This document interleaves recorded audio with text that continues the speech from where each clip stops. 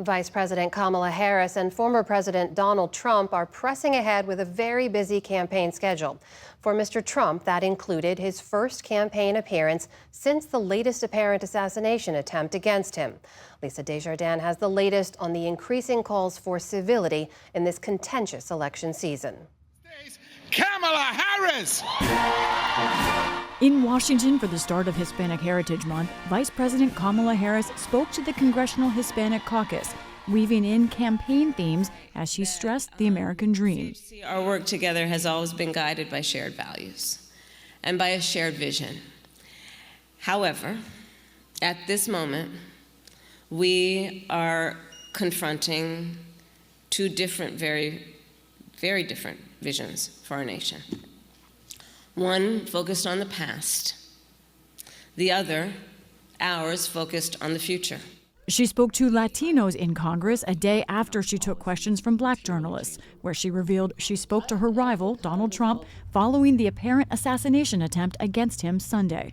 Republicans on Capitol Hill pulled no punches today, saying Harris and Democrats have not done enough to bring down temperatures. Democrats' so-called leaders and the partners in the media need to get a grip.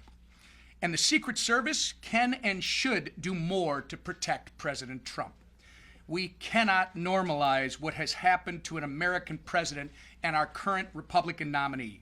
Democrats today reiterated that there is no place for political violence, but added a note for their Republican colleagues.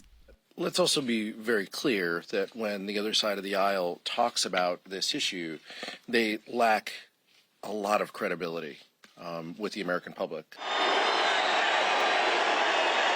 For the former president, last night in his first campaign appearance since the second apparent attempt on his life, there was a notable change in tone. He even thanked his opponents, saying their kindness made it harder to attack them.